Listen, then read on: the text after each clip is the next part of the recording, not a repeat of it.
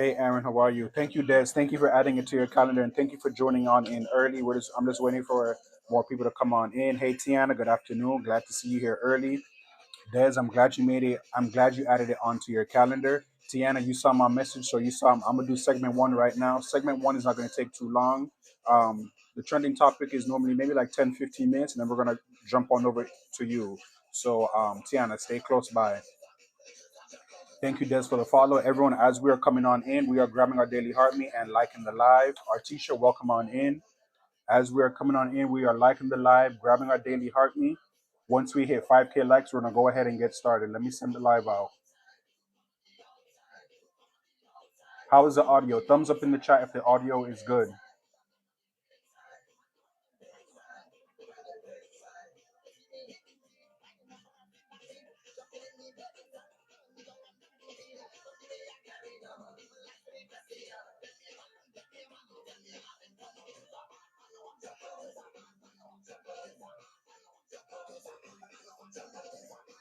Hey, Bree, what's going on? Welcome to Office Hours with Dr. Johnson. Thank you for joining on in early.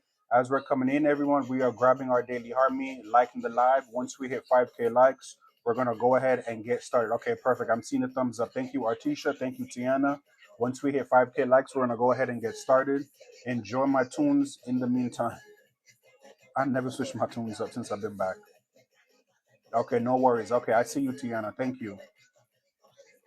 The trending topic today it's a very interesting topic, so I didn't want to just jump over it, even though I'm excited for today's interview. You guys, I'm excited for today's interview, so I almost want to just jump over um, the trending topics in healthcare. But being that I came up with this segment and I want to, continue with the structure. Mia, thank you for liking the live. Welcome on in. I was like, let me just stick to my plan. Let me stick to my agenda. So we still gonna do trending topic in healthcare. Hold on, I'm seeing the comments moving fast, and you guys, I have to stop sometimes because the bright light is in my face and I can barely see the screen. How long does it take usually to get started? We're gonna wait. What are you talking about? If you're talking about the live, once we hit 5K likes, we jump right into it. Once we hit 5K likes, we jump right into it. I think is that what you're talking about, Des? And Bree, I need advice for applying for to an administrative fellowship if you have a chance. Bree, 2 Tuesdays ago, no, for the past 2 Tuesdays, in my professor tips. So as you know, Bree, I do segment one is trending topics in healthcare. Segment two is our interview. Segment three is professor tips. In the professor tips is where I'm sharing literally professor tips. And the past two professor tips, I shared some major hospitals that are doing administrative fellowships, residencies, administrative internships. All the hospitals, they have their own names for them. Hold on. Before I don't want to forget. Who was that? I needed advice of her. Okay, that was Bree. Bree, just really briefly, I'm not sure what state you're in, but HCA Healthcare has an executive residency program. HCA Healthcare. Mayo Clinic has an administrative fellowship. Baptist Health has a postgraduate healthcare administrative fellowship. John Hopkins Medicine has an administrative fellowship. Ohio Health has an admin fellowship at Ohio Hospital, OSU Hospital. Memorial Hermann Health in Texas has an admin fellowship, and also if none of those are not in your states, you can check out the NCAF fellowship, and also if none of those are not in your states, you can check out the NCAF.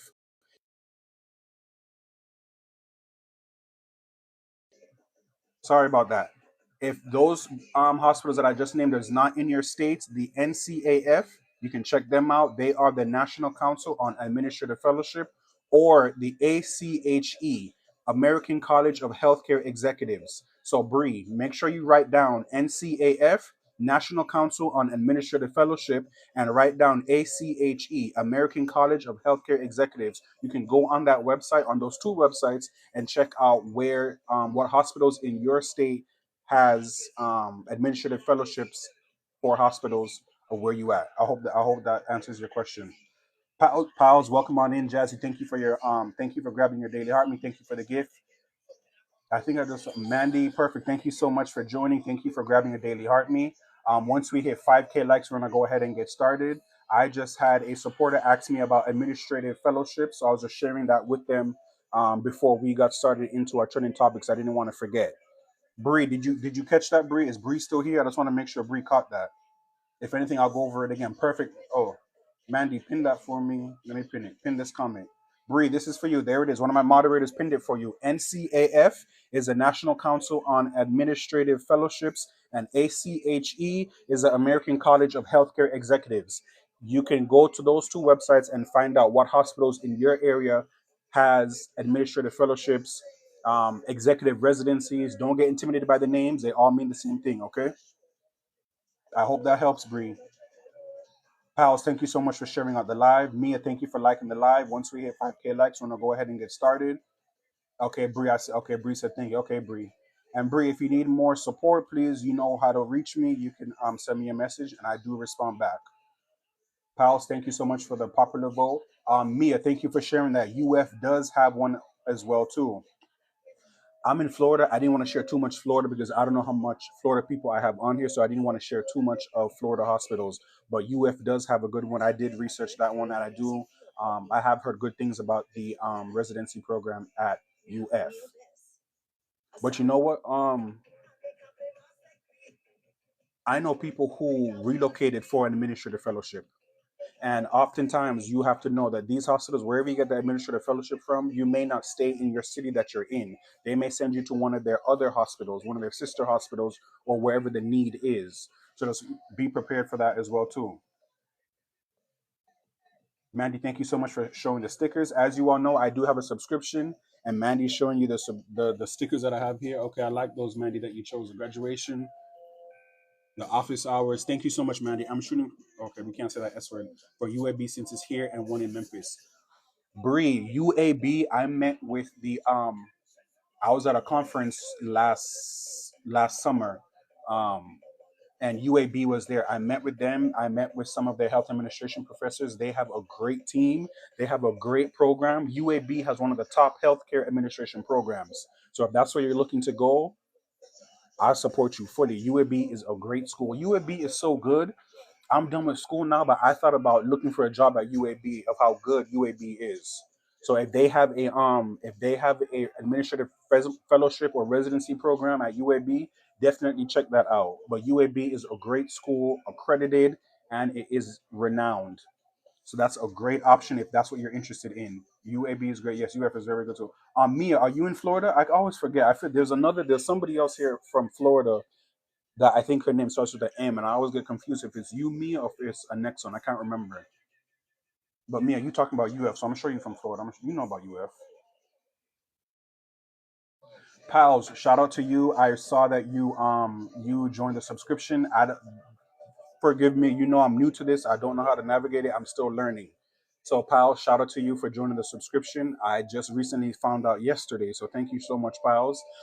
In the subscription, one option that I haven't shared on there yet is if you are part of the subscription family, I will be providing you guys a brief review of your resumes. For those of you who want to tap into healthcare administration or pivot into healthcare administration but want to tweak your resume, I've had two students send me their resume so far. So if you are part of my subscription, that is a free offer. That's a free service that I am offering to my subscription family. Review of your resume. So for those of you who are in my subscription, you know who you are. Please send me a message, and I'll provide you my email, and you can send me over your resume. We'll review it together. I'll send you back feedback, and we can tweak it there and get you in a job. That's what it's all about: getting you in a job or getting you prepared for a job. Okay, we are at 4,000 likes, 4.2 thousand likes, almost at 5K. Once we hit 5K, we're gonna go ahead and get started. Thank you for that follow. I can't, it doesn't show me the name. I just see the face. Thank you so much for the follow. Whoever just followed me, thank you so much for your support. Welcome on to Office Hours with Dr. Johnson. Welcome to my community of everything healthcare administration. Bree, thank you so much for your heart. Me, thank you so much for your gift. Artisha, thank you for liking the live. Mia, thank you for liking the live. Once we hit 4.7, once we hit 5K, sorry, we're gonna go ahead and get started. 4.8K, almost there. Y'all are good.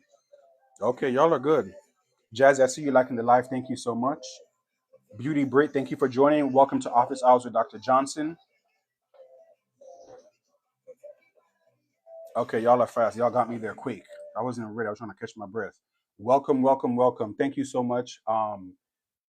My moderators that are here, thank you so much. This is your time to tap in. I'm gonna go into work. This is a tongue twister. Beauty Brit 4. Thank you for liking the live. Welcome on in everyone to Office Hours with Dr. Johnson. Just a brief agenda rundown.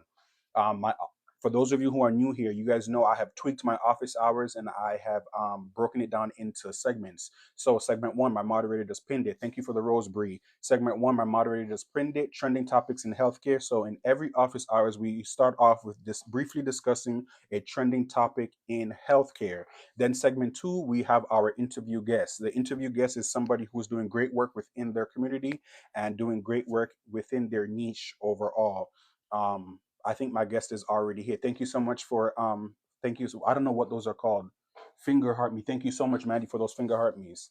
Then we have segment three. That's going to be Professor Tips. We're wrapping things up, but I am offering you guys some Professor Tips.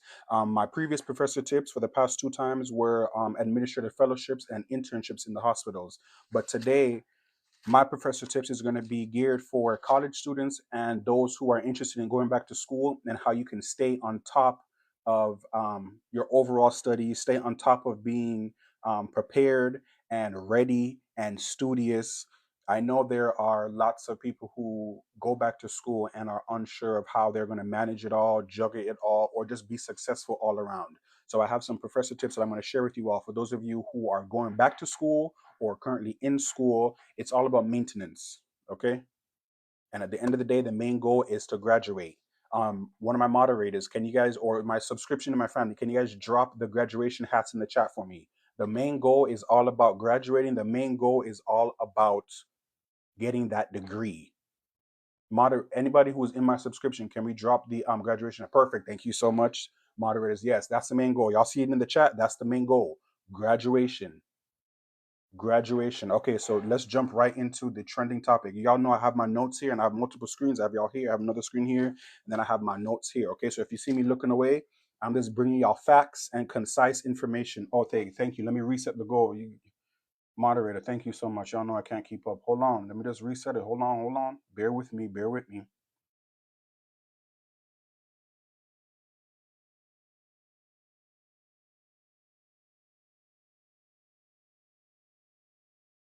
Before I get started, a thumbs up, praying hands is me acknowledging you guys in the chat. I don't want to. Aaron, thank you. Welcome on in. Welcome. Okay, Aaron, y'all, can we get a round of applause for Aaron for subscribing and being part of the subscription family? Round of applause to Aaron for just subscribing. New subscriber, perfect. There we go. Okay, y'all, I'm gonna tap in. Trending topic in healthcare. Once again, thumbs up or praying hands is me just acknowledging you guys. I don't want to get distracted and I don't want to interrupt my guests. So praying hands, thumbs up is me acknowledging you guys, sending gifts or any comments. Okay, we're gonna jump right into the trending topic in healthcare. Let me pull it up. 1 second. 1 second. So, trending topic that I recently saw. Thank you, moderator. Thank you so much, Mandy. Trending topic: hospital price transparency. Okay, hospital price transparency. Now, anybody in the chat who has recently been to the hospital or recently been to the ER or recently received a hospital bill or received an ER bill, who has recently, either you yourself or someone you know, who has recently been to the hospital and received a hospital bill or been to the ER or urgent care and received an urgent care or ER bill, either yourself or somebody that you know, who has recently been? Okay, Mandy says she did last May. And Mandy, what was that bill looking like? Thank you, moderator. Thank you so much. Let's pin the. Okay, in 37 seconds. Okay. Can we pin at perfect? Thank you. So I don't have to tell y'all nothing. Y'all are great. Thank you, moderators. Y'all are great. I know I picked the right team. Hospital price transparency. Okay, I see a couple people in the chat saying they did. Okay. So the US federal government has implemented regulations requiring hospitals to publicly disclose prices for common procedures, negotiated rates with insurers, and cash pay rates. Okay. While the goal is to improve transparency and empower patients, the implementation and impact has triggered significant controversy. Why do you guys think it has triggered significant controversy? That's a question y'all can drop in the chat. Why do we think it has triggered significant controversy? I think number one is because most hospitals are not doing it. And if they are doing it, they are just putting out a whole bunch of information, a whole bunch of documentation for the average person who doesn't have a healthcare background, can't read or understand what all this data they're pushing out. That's one reason for me. We're gonna continue. Why is it controversial? Look, Maddie said it's confusing. Yeah, they do it on purpose. It's confusing. Why is it controversial? From the perspective of the hospital or the health system, it's controversial because it's burdensome, it's costly, and it may confuse patients rather than help them. Mandy just said that. It may confuse patients rather than help them. Many argue it exposes proprietary contracts with insurers. Okay? It's not detailed enough. Exactly, it is not detailed enough. Now, from the perspective of the insurers, what's the concern? Worry about rate comparisons. Oh, this hospital bills me cheaper than this hospital. Even though it's a farther drive, I'm going to this hospital. Even if I have an emergency, I'm going to the cheaper hospital. They don't want y'all to do that. They just want you to go directly to wherever is close by. So that's where they mean rate comparisons. Okay. That leading to inflation rather than competition. One hospital says, oh, such and such is charging this. Oh, we can charge this too. Oh, such and such is charging this. Let's up it a little bit more. Being that we still have the patient flow coming, let's just up it a little bit more because they're charging this over there. Okay. Next up, from the perspective of the patients and the advocates, that's us, that's y'all, that's me, the patients and the advocates. They believe it's essential for informed decision making and reducing surprise billing. Now, let me tell you something. When it comes to the hospital and we get that bill, and when it comes to the ER or the urgent care and we get that bill, we're all surprised. And we have insurance. We're still surprised. Why are we still surprised? That's what we got to research more. Why are we still so surprised when we get the bill and the bill is crazy? The bill makes you want to be like, damn, why did I even go to the hospital in the first place? Or damn, why did I even go to the urgent care in the first place?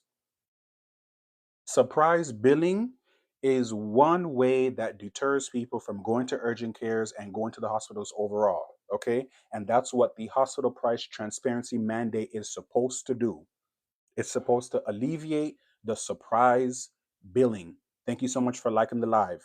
Okay. Next, from the perspective of the government regulators, the concern is they are cracking down on non-compliance with fines and audits, creating friction with hospital leaders. Okay. Now, some key flashpoints. I always want to leave you guys with facts. As of 2025, only about 36% of hospitals are fully compliant with price transparency rules, despite the law being in effect since 2021. Aaron just said it earlier on before. They are putting out data, but it's confusing and it's not concise. Okay. Some hospitals post massive data files. I said it.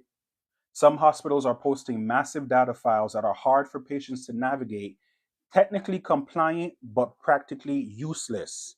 It's useless. You're putting out all this information, all this data, all these numbers, and it's not clear and concise for a regular patient who does not have healthcare background to read it and understand it. Okay.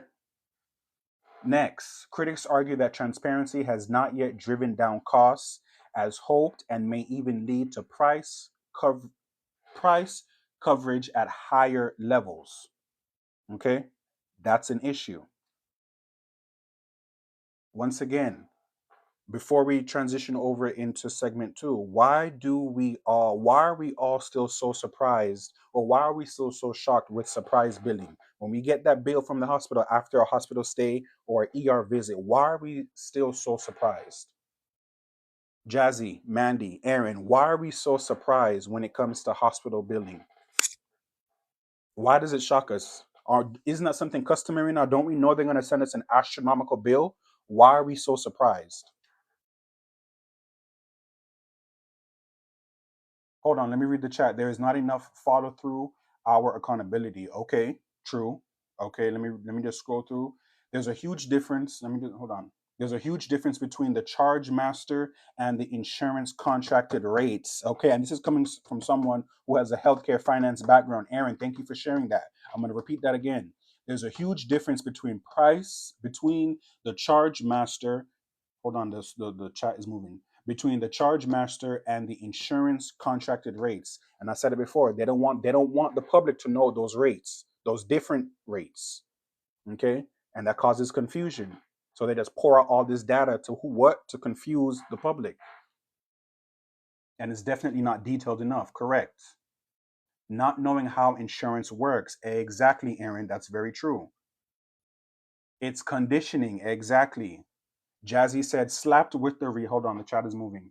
Slapped with the reality that you are not cared for, okay? Or two, asking where all the money is going. Exactly. Where all the money is going, landscaping outside the hospital.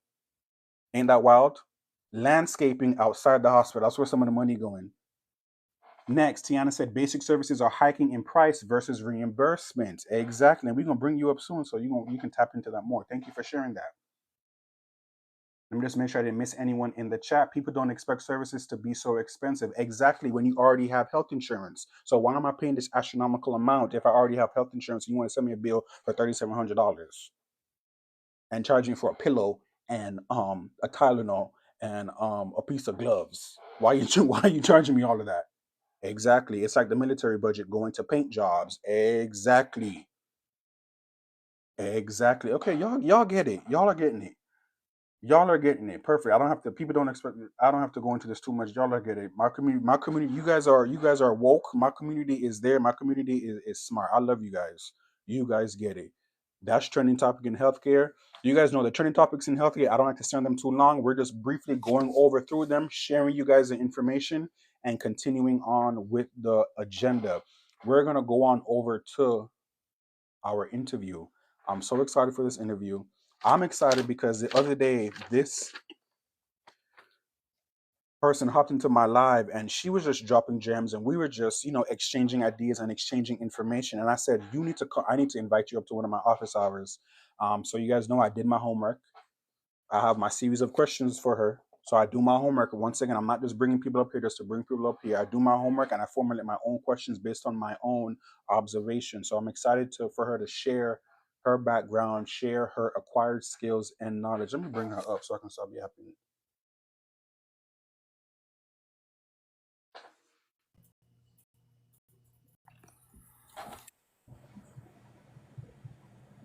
Oh, Miss Tiana, how you doing? Can you hear me? Can you see me? Yes. Can you hear me? Yes, I can. We can hear you. You gonna stay with you? Okay, perfect. There goes the perfect. Okay. Okay, Miss Tiana, how How are are you you? doing? I'm doing well. I'm doing well. How are you today? I'm doing good. Once again, thank you so much for taking the time to step on into office hours with Dr. Johnson. I appreciate it. And as you can see, you hear my excitement. I love when I'm bringing on guests who have a plethora of knowledge and experience and information to share with us. And this collaboration is needed. Like I always say, from one of my friends who told me healthcare is collaborative. And I just want to make sure I'm, doing that even outside of healthcare, even with other career professionals. Right. So I Correct. love this, and thank you so much for taking the time to, step into my office hours and drop some gems. So these interviews are not about me; they're about my interviewee. So I'm going to turn it on over to you. You heard me already. You know I got my questions, and Right. you saw me got my I don't. It may look like I was stalking your page, but when I was liking it or commenting or liking, I was just was making notes and gathering information and gathering questions. Okay, so I wasn't. I like to tell my guests I wasn't stalking you. Don't think I'm stalking you. I'm doing my homework. Okay, Dr. Yes. Johnson, a student. Pals, thank you so much. Once again, before we get started, you guys in the chat, y'all close my goal. Hold on, let me put a different goal. Thank you so much, y'all, for your support. Let me set up a new goal, Miss Tiana, and then you can go ahead and get started. 1 second. Sounds good.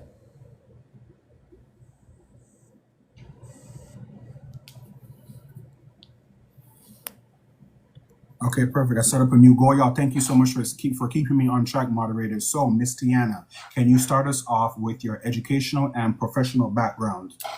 Absolutely. So I have a degree in Bachelor's of Science in Biology pre-med track from Hampton University. That's where I did my undergrad tenure. There I did a lot of wet lab research, bench work, and qualitative analysis research work. Then I transitioned. I was still on the pre-med track at the time when I went to get my master's program. So my master's is from the George Washington University in DC. It's a master's in anatomical and translational sciences. So there I also did additional lab research work on skin cancer, melanoma, cell lines, and how to gauge different markers for the melanoma cell lines. That's when, at concurrently, the entire time I was working in healthcare. So I started off as a medical scribe, my first job out of undergrad, just to Okay. get that hands-on shadowing experience in the office, and that kind of doubled down. I was doing shadow work as well as administrative tasks as well.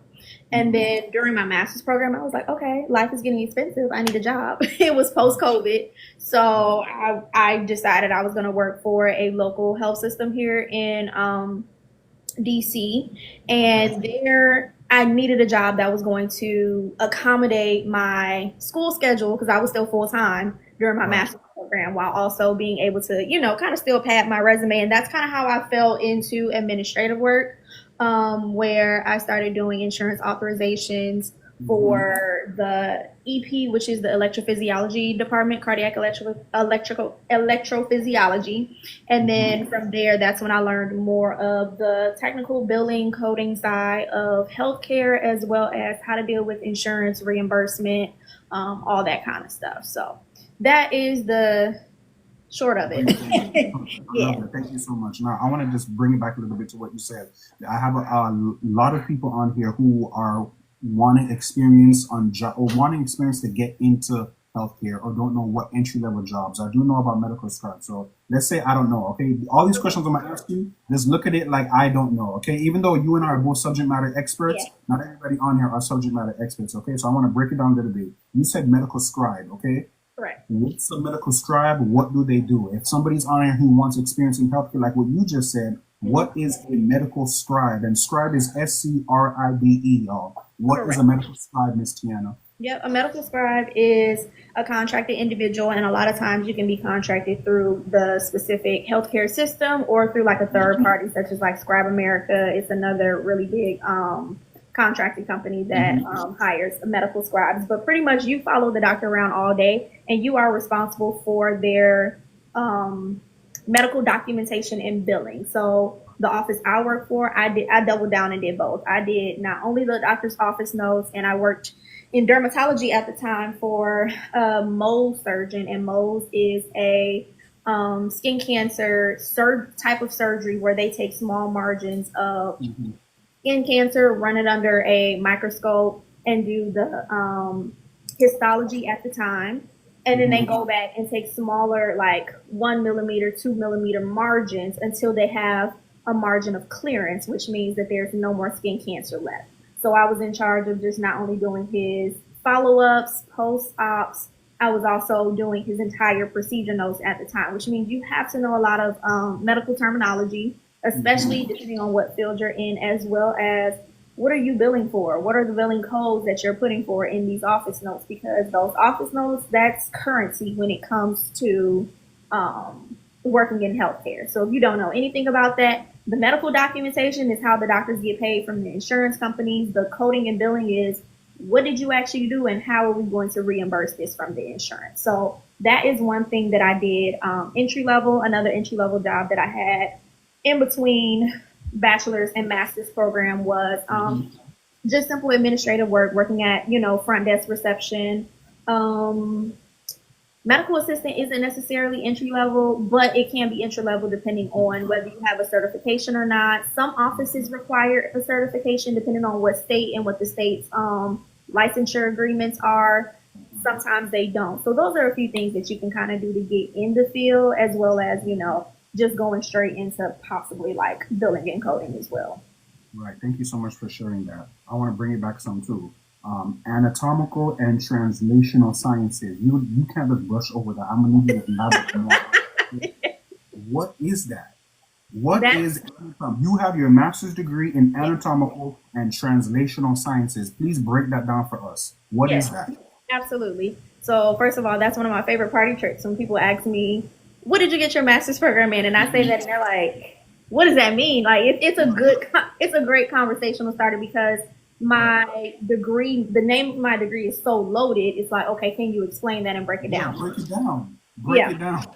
So anatomical, human anatomy, but not Mhm. just human anatomy, human anatomy on steroids. So I'm learning more about neural anatomy. Of course, I went over a lot of courses from anatomy and physiology from my undergraduate program, but you kind of get more into the skinny of what the different systems are in the body. Of course, you're going to have graduate level courses that really tie into all of the different body systems. So I think I took a course on embryology, which I think was one of my favorite courses during my master's program because you can follow how a child grows from the time it is fertilized all the way up until the full gestation period.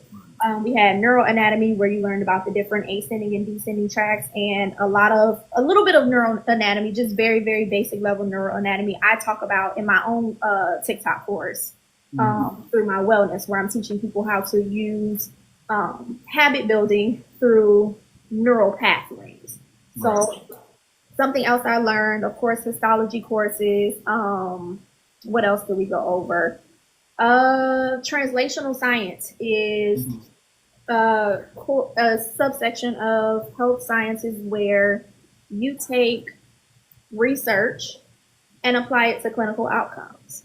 Okay. And then it's kind of like interdisciplinary in a way because you can go straight towards research, but you can also go straight towards a lot of people transition on to medical school from my degree, which was the original plan, but plans change, obviously. However, it still does give you a baseline of understanding how the different systems work between, again, research, clinical outcomes, and public health as well. So we touched on a little bit of public health work, medical ethics, research modalities and methodologies and all that kind of stuff. And not necessarily like wet lab research, but also like just qualitative research as well.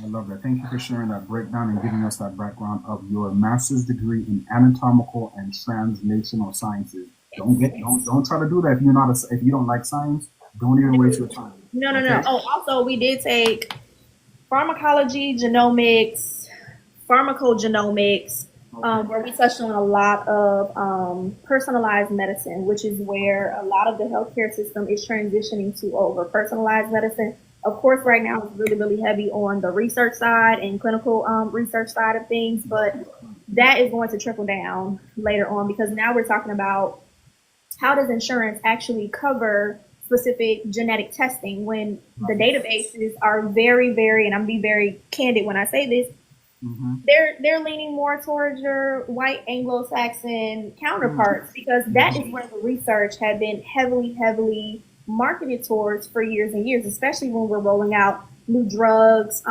new products, all these kind of things from a pharmaceutical standpoint. So now how do we lobby for insurance companies to start approving us for these experimental, not necessarily experimental, but we're getting more into the clinical research side, these experimental drugs, genetic testing, all of these different type of things where we can't just one size fits all it until the end. Now we have to get down to, okay, does this person have a specific genetic marker that is going to make them susceptible to side effects with this particular drug subclass? So that's where we start to get into a lot more of those conversations. So I really enjoyed my master's program, honestly. Once again, y'all, do you see why she is up here? Subject matter expert, Miss Tiana Penni, okay? Subject matter expert, everything science. We're going to continue. We're going to pivot the conversations as we've seen it before, and we go through various topics, okay? Next thing, overall college experience and declaring your major, okay? Because over here, I always tell them, it's okay to change your major. You can still be a successful student. You can still graduate. Let's say you were in college, you were on one degree, you stopped for a certain amount of years because life was life, and then you come back and change your major again. Don't think that you have to pick up back where you left off. Like, you can change, you can grow, your interest can change as well too. So what was your overall, it's a loaded question, what was your overall college experience? And then also, what would you say to those who are kind of like having trouble declaring their major overall? Okay. So one thing I would say is my overall college experience, I think I came out on the lucky side of it because I was fortunate enough to go to a HBCU. I came from a very prestigious all-white private high school. So it was a culture shift for me, not in the sense that I was used to being the minority. I was actually used to being the majority all the way up until about the end of my middle school years. that high school age between ninth grade and 12th grade is where I experienced the different side of it. And I said, wow, I need to be in a place where I feel like I'm going to be supported and not questioned every step of the way about how intelligent I am and how successful I'm going to be, or oh, do you think you'll be able to handle this workload? Like I didn't want to be in an environment that consistently questioned whether or not I deserve to be there.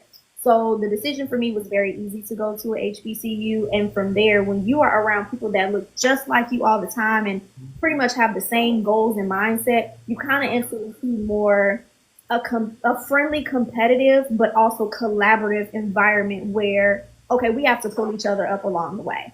And being one of the few people that decided to stick to my major the entire time, I have absolutely no regrets to go into the pre med track for biology because going into high school, I was fairly clear that I wanted to be in STEM. There was never a question for me, but it was where do I end up in STEM? Where do I go? Do I want to just do straight research and be a scientist?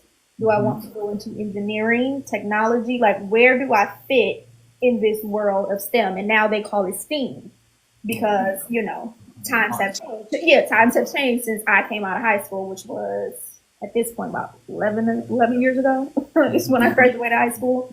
So, I was class of 2011. oh yeah, I was class of 2014. So yeah, that it's different now. Times change, and this field that we're in is evolving on a day to day basis. So I knew I wanted to end up in STEM. Through my high school courses is where I decided I really like the human body. Biology was always interesting to me. I didn't really enjoy chemistry, and that's consistent across the board. Never liked chemistry, but I made it work for the degree that I have. But I was actually kind of interested in physics for a while because I'm actually a math girl. Before anything else, before science, I'm a math girl through and through. I'm a numbers person.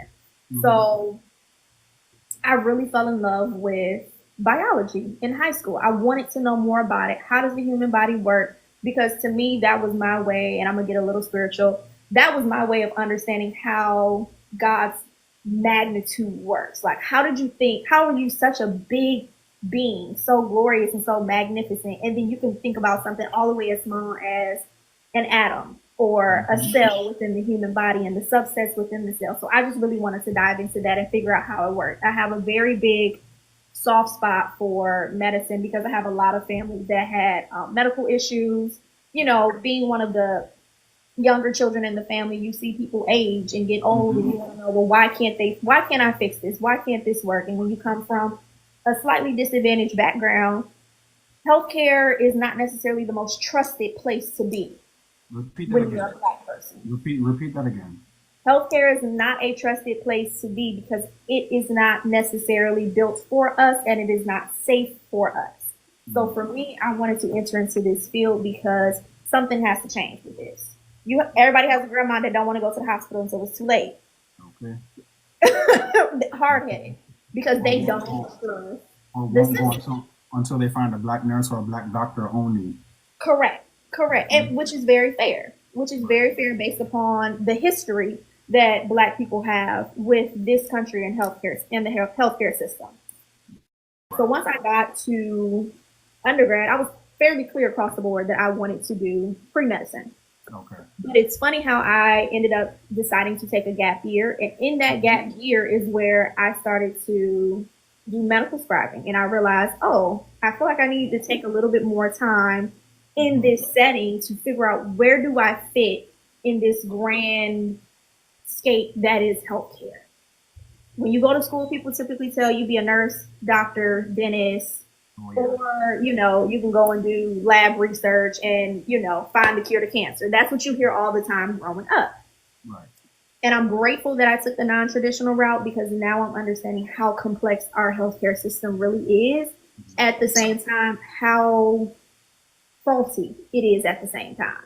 Right. And now I believe, and it took me a long time to come to grips with always saying that I wanted to get a medical degree, but then switching over to say, hey, I feel like I am more suited to be in public health. I'm more suited to be in administration because you can have all of these doctors, but if the system is broken, how much can they do? So part of my experience was when I was working currently, my current job in insurance authorization. It's very interesting to see how a doctor can prescribe a specific treatment plan for a patient, and the insurance company will tell you absolutely not. We think you should do something else. Right. We will not. I mean, you can do it, but we won't approve it for reimbursement. It So happens all the time.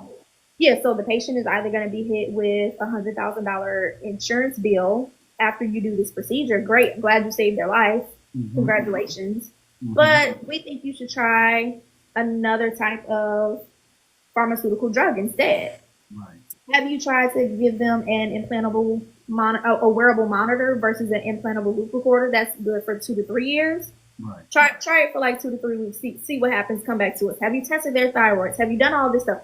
So just seeing the other side of it and seeing the actual business aspect of healthcare, because at the end of the day, we're providing a service, life changing and life saving services, but people don't understand it is a business at the end of the day. The doctors can only do but so much. They are one little cog in this big old machine.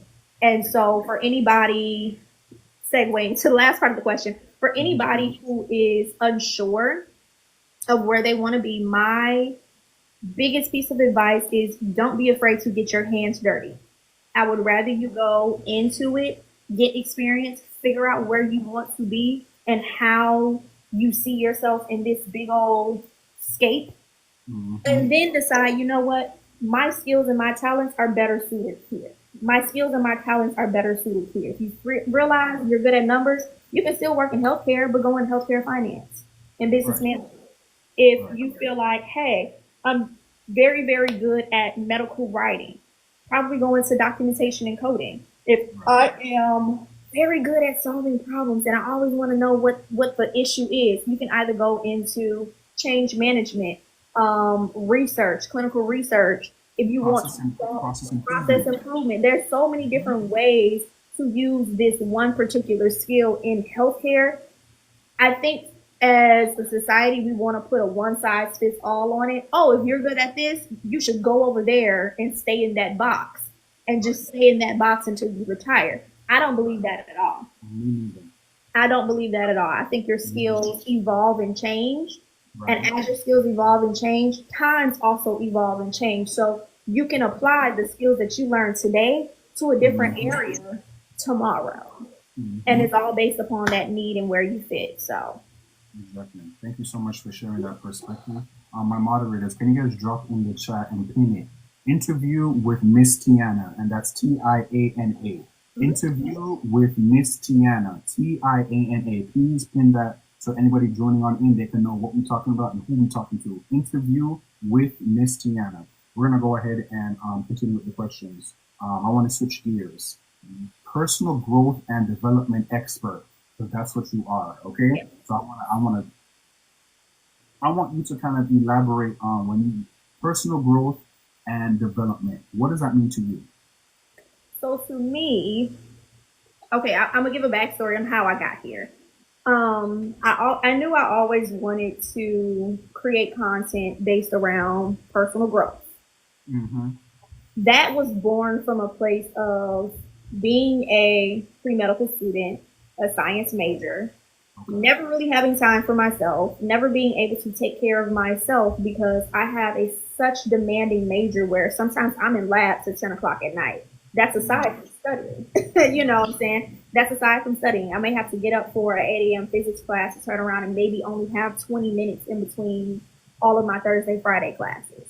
Mm-hmm. Graduating, I, in trying to figure out where I fit in healthcare, again, working for a surgeon, you're at the office at 7 a.m., 7:15. You may not even leave until 4:30, 4:45 p.m.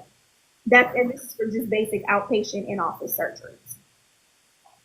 How do I take care of myself in a field that I am taking care and contributing to the health and safety and livelihood of other people? Exactly. How can I advocate for people to live healthy lifestyles? and to want to change healthcare in such a way that people have equal access when I am also not utilizing the same things that I am doing for other people. So, Mhm. wanting to go into and talking about personal growth and development really grew from my own personal need and necessity and trial and error, trying to figure out how do I juggle my identity within healthcare, but also searching for who I am outside of healthcare. Because healthcare is a very, very demanding field. It is a thankless field. You're the person that has to go to work when everybody else gets to stay home. You're on the front lines of any type of like unseen danger. COVID was an unseen danger. You are on the front lines of on it, whether you are a doctor, nurse, nurse practitioner. You can be the front desk worker. And still If gotta you show are up. if you are in healthcare, you have to show up because there is no one part of this system that can go down unless the whole entire thing collapses. We need every single moving part available. And then understanding that, I'm looking like, wow, it's snowing, it's a blizzard, but I still have to show up. I still have to do all of these things. And knowing that, how do I keep myself on the up and up so that I can continue to pour into a field that I've spent so much time, money, sweat, tears, resources to getting into. And Right. so from there, I kind of asked God, okay, where do you want me to go with this? How do I advocate for people in a way that makes sense to them? A lot of people are not familiar with medical terminology. A lot of people are not familiar with how basic human anatomy works in the grand scheme of your day to day life. People don't understand that if you get up every single day and have a habit, how does your neural pathways contribute to this one particular habit? How do we understand neural anatomy in order to change the bad habits and replace them with good habits? And so once the helmet talk thing popped off, I said, okay, I have an idea. Let's try it out and see how it goes. And I've seen so much improvement from my own students being able to explain it in a way that makes sense to them to understand, wow, I really can live a healthy, balanced lifestyle when it comes to personal growth and development. And that's kind of where it has evolved to. So this has been something that I've been trying to figure out for years in the making, and now it's finally you're finally seeing the Mhm. product of trying to tinker and play around with something that I've been so passionate about. Yeah, and good job on that because your execution has been great, even just your web law. We're gonna talk about more about your website, more stuff. Obviously, I did my homework. So I don't want to speak too soon, but we're gonna Okay. get into. Being that you mentioned TikTok, University or Human Talk University, that's Mhm. gonna put it into the next question. Wellness 205 class. Can we elaborate more?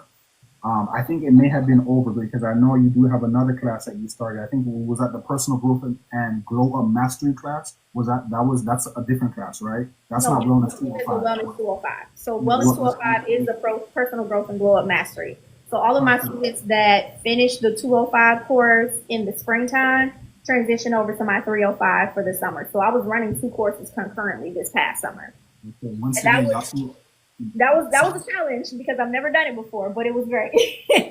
Once again, did you hear what she just said? Subject matter expert. Okay, she was running a wellness 205 class and a wellness 305 class. A Mhm. feeder. That's what you call a feeder class. Okay, that Yes. she had a lot to say and she had drums to gems to drop. Ariel, welcome on in. Thank you for joining. And before we continue, everyone, we are interviewing Miss Tiana Penni, wellness and personal growth subject matter expert and healthcare professional. Okay. And I just want to answer some people in the chat. The lives are uploaded. I do have a YouTube channel. I think one of my moderators, did she put it? Yes, Office Hours with Dr. Johnson. After the lives, they will be uploaded over to YouTube. Office Hours with Dr. Johnson. And yes, that's my username on YouTube, AJ underscore Onyx. Thank you so much, moderators. You guys are tapping on in. Thank you so much. The people then ruined him. Oh my gosh. You know, yeah, we're gonna keep it positive over here, okay? Right, right.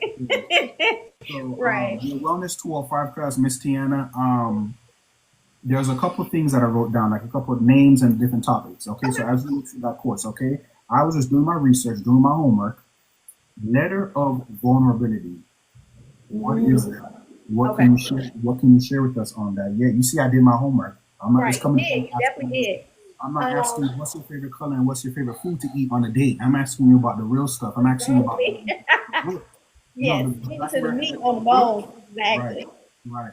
So, just through personal experience and understanding how the human body reacts to when you are trying to create new habits and you are trying to evolve.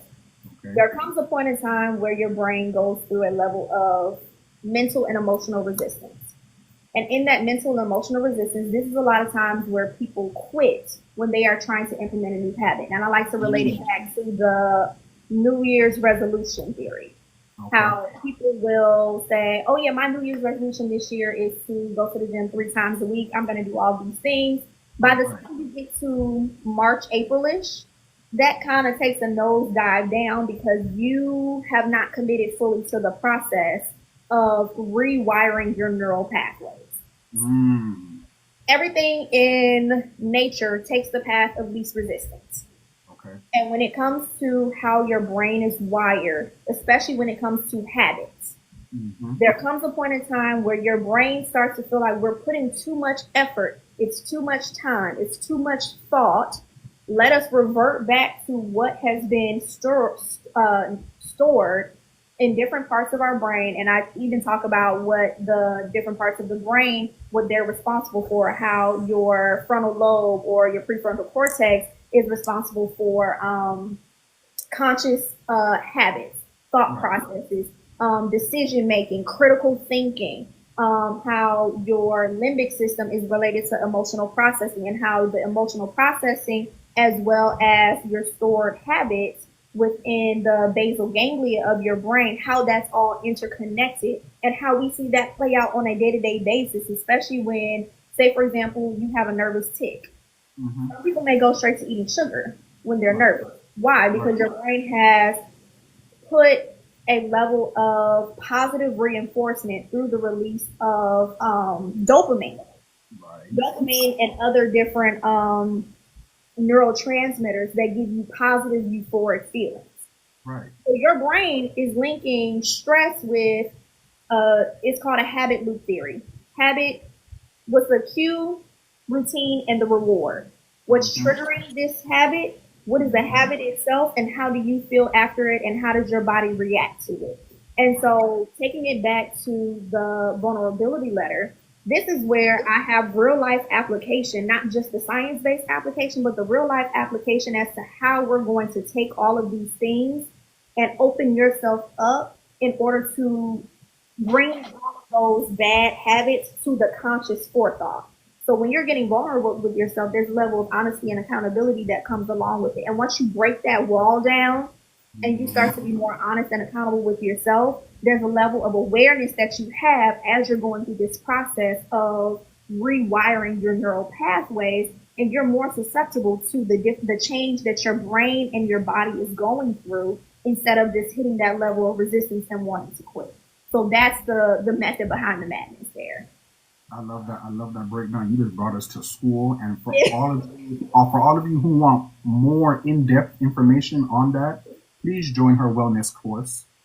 Please head on over to Miss Tiana's page and join her wellness course because, as you can see, as you can hear, she is a subject matter expert. We're going to keep on continuing. For all of you who are just joining on in, welcome to Office Hours with Dr. Johnson. We are interviewing Miss Tiana, subject matter expert on this everything healthcare, everything health science, everything public health, everything neuro, everything. Hold on, what's the master's degree? The master's degree is in anatomical and translational sciences, so everything on that, the subject matter expert.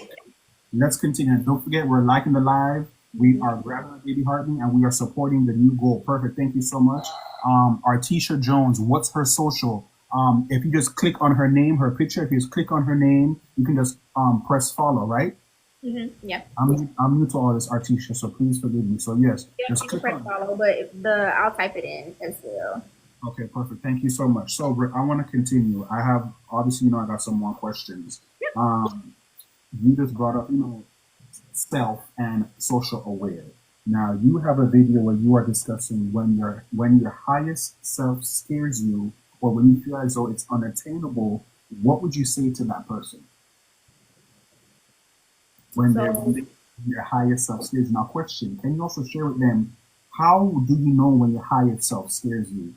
Let me sit back because I got you. I got you. So, I start off my class with having everybody write a day in the life of a higher self.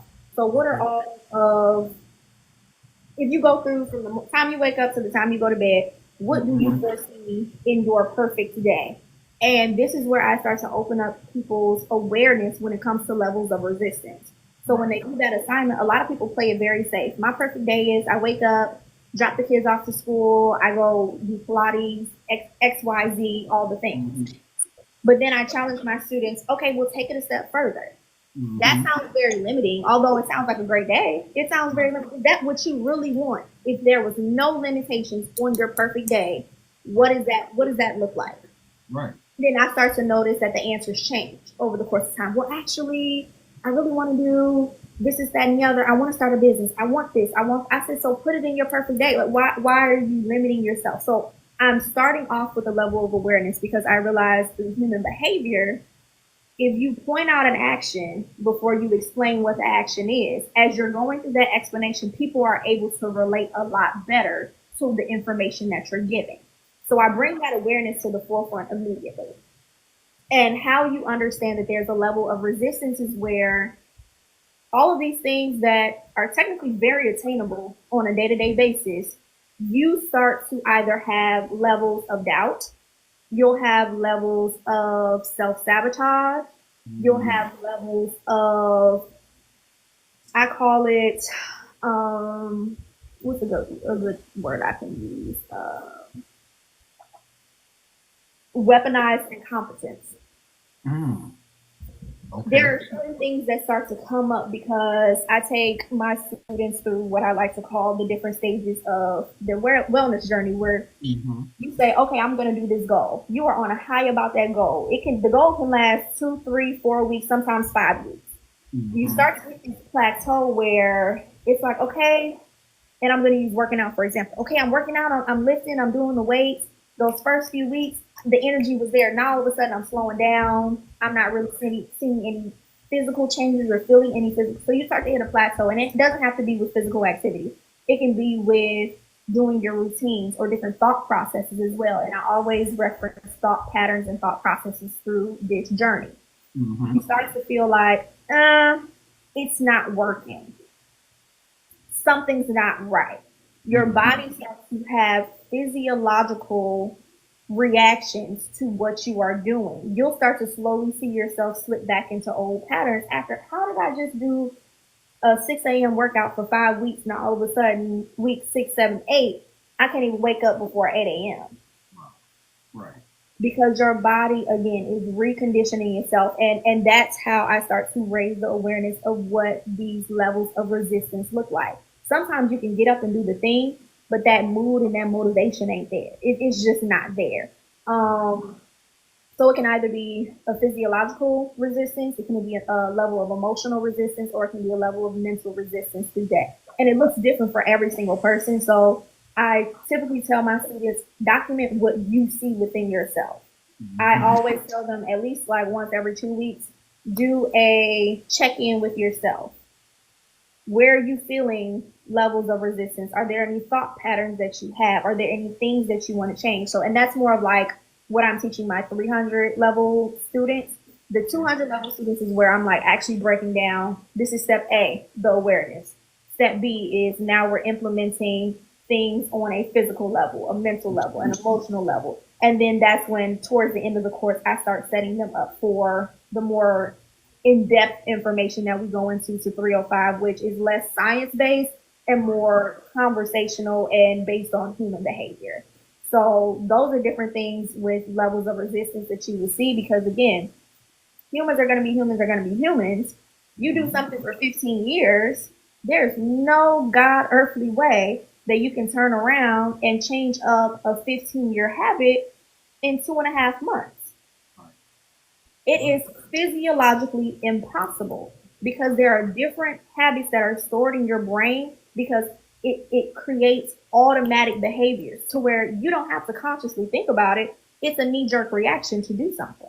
Right. And so how do we break it down and understand, okay, now I'm realizing that's the level of resistance that I'm having. And once you have, again, that awareness of what your particular resistance style looks like, that's how we can understand that now it's actually working. When you recognize that you're going through a level of resistance, is your body fighting back because now it is trying to change courses. And that's how I break it down for my students. I love that. Thank you so much for that breakdown. I hope y'all were taking notes, and I hope y'all are registering for her Wellness 205 and 305 course, okay? Yeah, Hypothetically. back in the fall too. Right. So I want to continue. As you're just talking about self care, obviously the importance of creating a vision board. Can you just just briefly, not too much, just briefly shed some light on that? The importance of creating a vision board and why? Why is a vision board so useful when we want to work on ourselves overall? Okay. So with the human brain, Mm-hmm. your brain does not know the difference between fake imagery and Okay. real life. Mm. And when we're talking about breaking down the different parts of our brain, the prefrontal cortex is where we tap in when we want to make conscious decision making, when we want to commit to long term goals. This is where we have logic based decision making skills.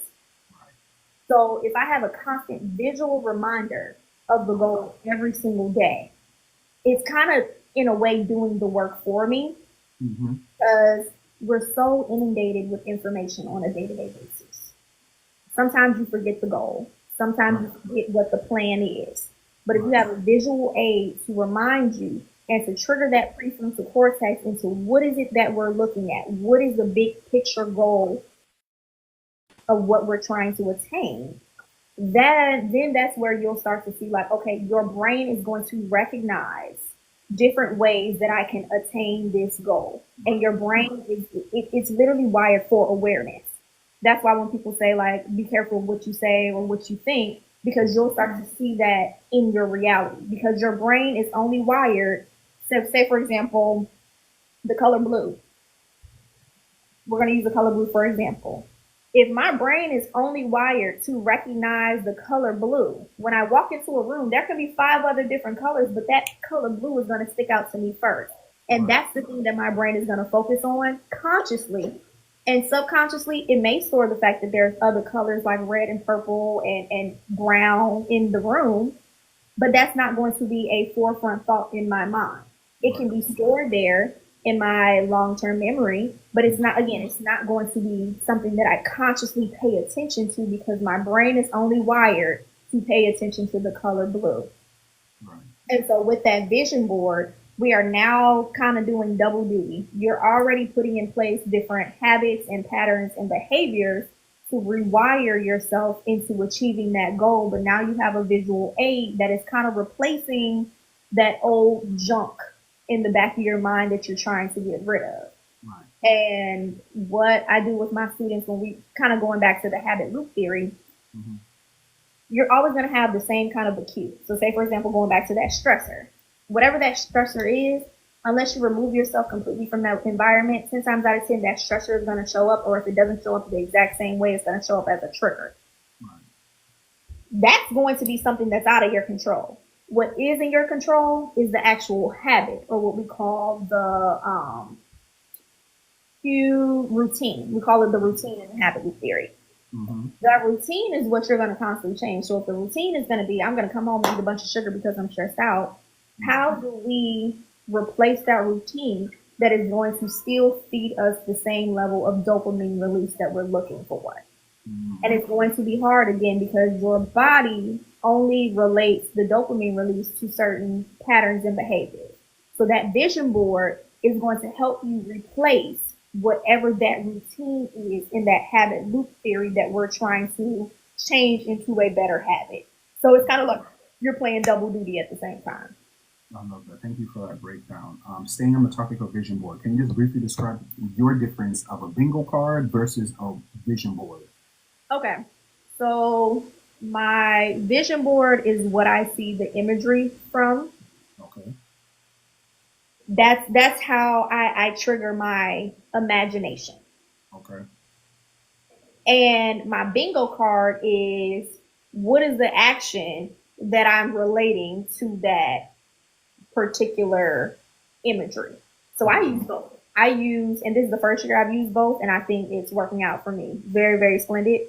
Um, I have a vision board, and on that vision board, I've related a one picture to one square on my bingo card. So now I have the imagery, and now I have the actual action to relate it to the two. And again, now my brain sees the imagery, it sees the goal. I need to then identify on a conscious level what are the steps that I'm going to take to get me to said goal. Right. And that kind of goes back to how I teach my students to look at a day in the life of the higher self. I love that. Switching gears, Mm-hmm. we always talk about obviously we talk about pivoting into new careers and being confident in oneself that you belong and you should be in the spaces that you are in, right? So staying on that topic, what would you say to someone who is feeling imposter syndrome? I've seen you talk about this on your page as well too. How would you say what would you say are a couple best practices for someone to navigate through imposter syndrome or never even have that feeling when they are entering new spaces or when they are on whatever set journey they are on? How would you navigate that?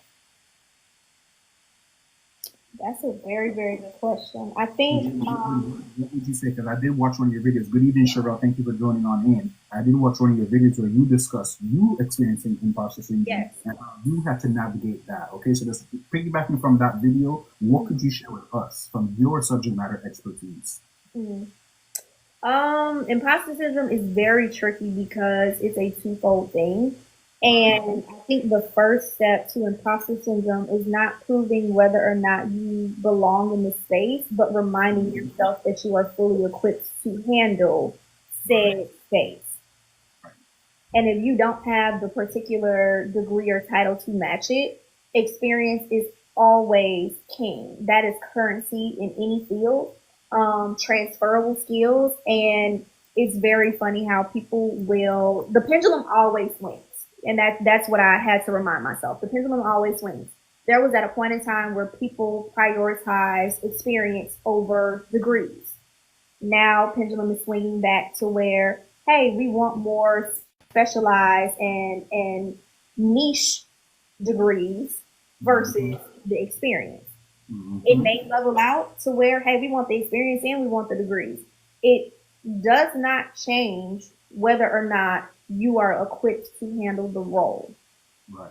And a lot of times with imposter syndrome, the rejection triggers it to say, oh, I knew I wasn't equipped for this. I knew I couldn't handle this. I knew this wasn't the space for it. Just because someone else does not see the quality that you may provide or the experience that you may bring, that just because they don't see the vision does not mean that there isn't a level of clarity when it comes to you and yourself. And you kind of have to stay very grounded in knowing that, and there's a level of confidence that you kind of have to lean on with it to say, okay, it may not work out the way that I see it working out, but it's working out exactly how it's supposed to.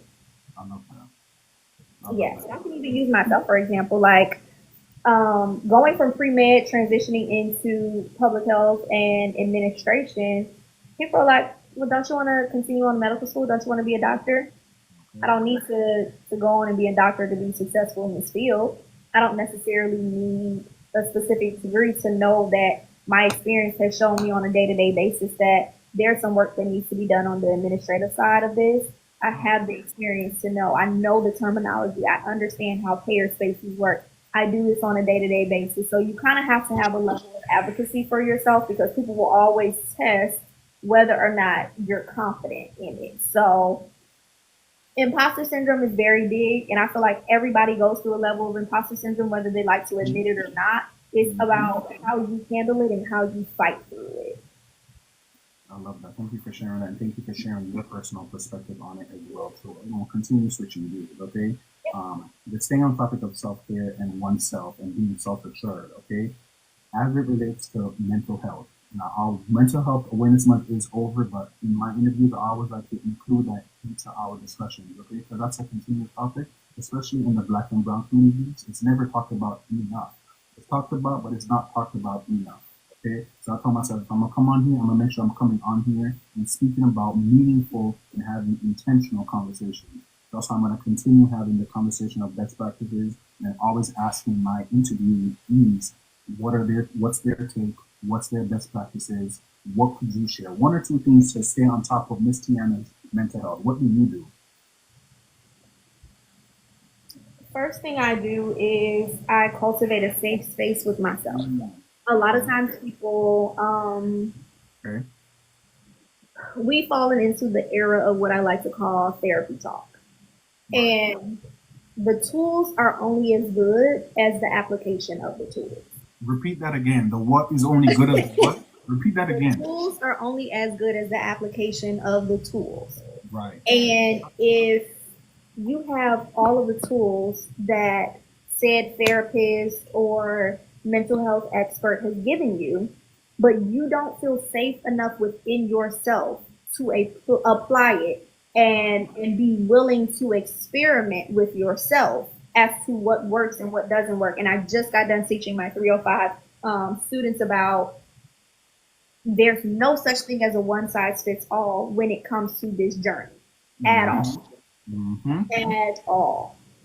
So something that may work for somebody else may not work for you. And a lot of times, if you don't have that level of safety within yourself, you can try something and be so defeated in the fact that it did not work out for you that you just quit altogether. And you have to have a level of safety and confidence within yourself to know, hey, if this does not work, that does not mean I am unsafe with me. Right. So that's first and foremost when it comes to mental health, cultivating a level of safety within myself because I understand everything is not within my control. And if it's not within my control, how do I still let myself know and reassure and ground myself in knowing that I still have the tools and the application of said tools to be able to handle whatever comes my way? So Right. that's another thing. I love that. Staying on that topic, you have a video on your page. While I was doing my homework preparing for this interview, Okay. you have a video on your page where it discusses a time limit on self-care journey, being that we're on the topic of mental health. So I want you to share with us over here. Is there a time limit on one's self-care journey? I'm gonna always scream, no, there isn't. Take your time and go through those emotions. I'm constantly telling people, go through those emotions and don't rush through it. Whatever emotion that is, you gotta go through it. I'm gonna hand it over to you. The one thing, and if any of my students ever hear me say this, they will attest to it. There's Mhm. no such thing as a destination on this journey. There are only milestones. Okay. There's no destination. There are only milestones. You can Okay. get to a point of a journey where you've mastered nervous system regulation. Right. In that nervous system regulation, once you get to that level of equilibrium, that may uncover a different layer to the onion that was already hidden, but you had to pull back the layer first in order to get a little bit deeper into the journey. And Okay. so people try to rush through the journey thinking that once I've checked off all these boxes, I'm going to live in this state of euphoria and happiness and joy, and the world is going to keep rolling and revolving. And that is a Yep. big lie, I think, and disservice because in slowing down and having a level of presence on this journey, you Hmm. have so much more tools and lessons at your disposal, and then there's a level of self mastery that comes along with slowing down that I think a lot of people kind of take for granted as well. You miss a Right. lot of lessons when you try to skate through the process. And when you cut one corner, you make two extra corners because you try to cut a corner. And now you have to go back around and do it all over again. So there is no time limit on this journey. The time limit is when you take your last breath. That's when the clock runs out. Okay. Okay. And that's bringing it back into church and bringing it back into religion. I peep that. Okay. Yeah. For those of you just joining on in, welcome to Office Hours with Dr. Johnson. Today I am interviewing subject matter expert Miss Tiana Penni, subject matter expert on everything personal growth, subject matter expert on wellness, subject matter expert on everything public health, just subject matter expert all around. And y'all hear the jargon, y'all hear the medical terminology she's dropping. Once again, subject matter expert. Okay. Thank you so much for liking the live. Thank you so much for your thumbs up, grabbing your daily heart and all that and all that. Thank you so much. Thumbs up, praying hands is me acknowledging you guys in the chat. Okay. So we're gonna continue. We're almost done. We're gonna continue. I told you I have a lot of questions. I was so excited for her. Let's touch on you now. Okay. Oh, before we touch on you and your other endeavors, as it relates to seeking therapy, when would you say it's good for one to explore the option of medication? I want to touch on that. That's a touchy subject because people are like, okay, yeah, you can go to therapy, but you don't need no medication. You could do it without the medication. Uh, I have my own perspective. I want to hear your perspective too. Once again, we're both people of color. And once again, I said I always want to make sure I'm having these intentional and meaningful conversations. Mhm. When would you I say it's a good think time to explore medication while you're seeking therapy? I think it is safe to explore medication when you have an understanding of the baseline medication and how Mm, it relates to your personal health and wellness. I think a lot of times people either A, stay away from medication because they don't understand how it works. They don't they're afraid that there's a level of dependence on that drug, that if something ever happens and I can no longer take said drug, is it going to throw me so far off my rails that I'm going to have to pull myself off of it? right, Or some people are just scared of going through the level of hard work that it takes to work through a lot of mental health conditions, that they say just throw me on a pill. Whatever pill it is, the strongest dose, you just give it right, to me.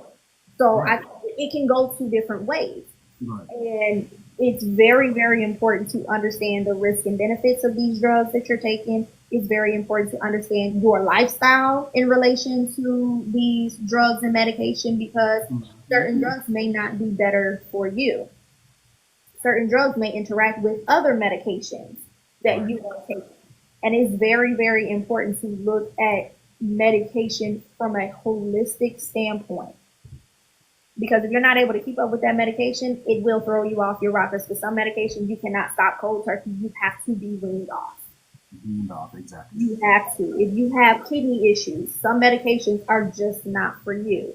Right, If you are on any type of like anti-epileptic or seizure drugs, anything that is a stimulant may not be good for you, because we want to slow down that stimulation that comes to your brain. We don't want a bunch of, speeding it up. we don't want those neurons firing all over the place, because that is going to trigger your seizure medications. We want some of that GABA to come in and slow down those brain waves. So it's very, very important to understand the drugs, how it relates to your own personal health and wellness, and how it relates to your lifestyle. Because if your lifestyle is so busy, you may not be able to take certain medications because it requires a very, very strict dosing. And if you are not responsible enough to handle that, that's something that needs to be discussed up front, or if there are other options to try from that. So I think my biggest answer is just basic understanding and knowledge of everything, because I think if people just have a lack of awareness, and if you have a lack of awareness and education on it, you're either going to go all in and get yourself messed up, or you're going to stay away from it and actually potentially limit yourself from getting medication that can help you from a Exactly. mental health standpoint. So Exactly. Perfect. Thank you so much for sharing that perspective. J Mo, thank you for sharing the live. Thank you for liking the live. Welcome on into Office Hours with Dr. Johnson. I'm going to switch gears again. We like to have controversial okay, conversations here. I like to call them healthy conversations, okay? okay, We do a lot of work within the community, within public health, within healthcare, within health science, within personal growth and development, and entrepreneurship overall, okay? So you have, as it relates to business and as it relates to healthcare, you have some perspectives, okay, that I want to talk into this next question. As it relates to our current political climate, how do you think it has affected the work that you do overall? Lift your head up. Lift your head up. no, I'm listening. Yeah, As you can see, I was like, okay, let me really listen to see, right. because 'Cause every time I ask the question, everybody just dropping their head oh no, forward. no, that head drop wasn't out. I'm very, very Oh, ready to answer this question. I hope you know that was me saying, like, let me yeah, make sure I don't get him kicked off alive. right, Yeah. right. What's your take on it, Miss Tiana? My take on it is people need to research for themselves. Hmm. This is the political climate that you cannot trust the internet. Mm, You cannot trust people that you deem as reliable information, because every level of our government, and let's be very clear, healthcare is a part of our government. Okay. Even though we have a lot of private payers and private sectors that are involved in healthcare, do not be deceived to think that they're not on Capitol Hill lobbying against your best interests. Mm. Okay. You have to be educated for yourself and Right. know for yourself what policies are coming into play, what companies are lobbying on Capitol Hill and what they are lobbying for. You have to understand that the fail safes that we had at one point are no longer there. And when it comes to healthcare, we are being infiltrated at every single level. Mm-hmm. The department and agencies that are in charge of clinical research and vaccine creation and even pharmaceuticals, they have to get approval from the FDA and the CDC. Mm-hmm.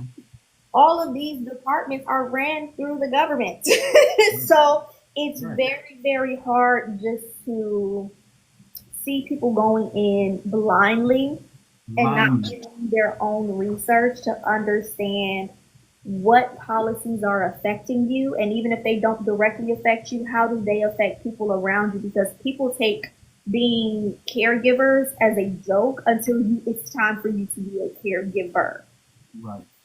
That takes up a lot of your time. So you may not be the person affected by it, but if grandmother is still on Medicare and Medicaid and she doesn't have her own separate insurance that she's paying for out of pocket, that affects her too. And if you are a caregiver for grandma and if you're taking her to her appointments and you're making sure that her medication is getting picked up from the pharmacy, you need to know why her premiums on this particular medication that you're picking up for her has gone up, triple the price.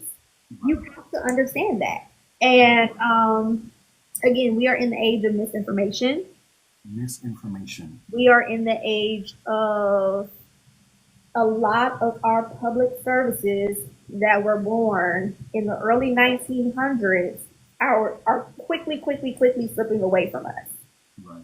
And us, we're going to be the first people that always see the downward slope of whatever the public service is that are going to be removed. Even though a lot of us don't even benefit from it, Mm-hmm. we're the motivation as to why they are being removed. So advocate for yourselves.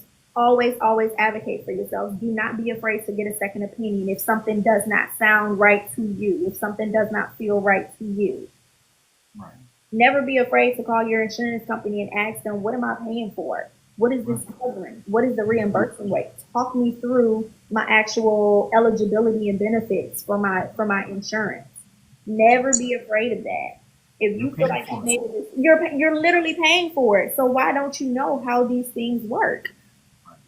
Um, Lifestyle, I think, is a big thing because healthcare aside, if you don't have money to buy Hmm. healthier products, that's going to bleed into your health and wellness. If you do Right. not have the ability to get an 8 hours night's rest because you're working multiple jobs because the bills aren't getting paid, that still bleeds into your health care and your wellness. So Right. everything is so multidisciplinary, even though we're talking about healthcare, healthcare administration, wellness, self care, every aspect of your life bleeds into it. So that's what I feel. I feel like people go blindly off of information that they see on the internet and don't do their due diligence to research and have critical thinking skills required to actually sift through the noise because it's a lot of noise that they're going to put out and it's Right. up to you to decide what's the truth and what's not. Right. And what makes sense and what don't make sense. Exactly, because if some don't sound right, like my grandmama said, it ain't right. Right. Exactly. Mm. Thank you so much for sharing that perspective. We're going to continue switching gears. Okay. I want to touch on you now. Personaltouchcreative.com. Yes. Yes. Personaltouchcreative.com. What is that? Let's tap into your entrepreneurship and what Miss Tiana Penni also does. Personaltouchcreative.com. One of my moderators, can we drop that in the chat? Personaltouchcreative.com. That's a website, so it's all together. Mhm. Take it away. So I'm a firm believer in people are so multi-talented. Okay. See And that? I that, see that from you. I get that from you. yeah, so people have, again, going back to what I said earlier in the interview, I think our society is built for people to be put into a box. Right. And when I was in my master's program is when my business was actually birthed because I needed a level of creative outlet away Mm-hmm. from always using my brain for Mm-hmm. logical reasoning and critical thinking skills and problem solving and understanding large complex sets of information and breaking down peer reviewed articles. I needed a caveat away from that in order to still tap into my level of creativity because it's funny, like when I was growing up, my grandmother was always like, people who have very strong like skills when it comes to like math and science. She was like, and I don't, she was ahead of her time. I will say, she always would say like, there's a level of creativity that these people have, Mm-hmm. and it needs to be tapped into. So she always kept me in some level of like a creative hobby.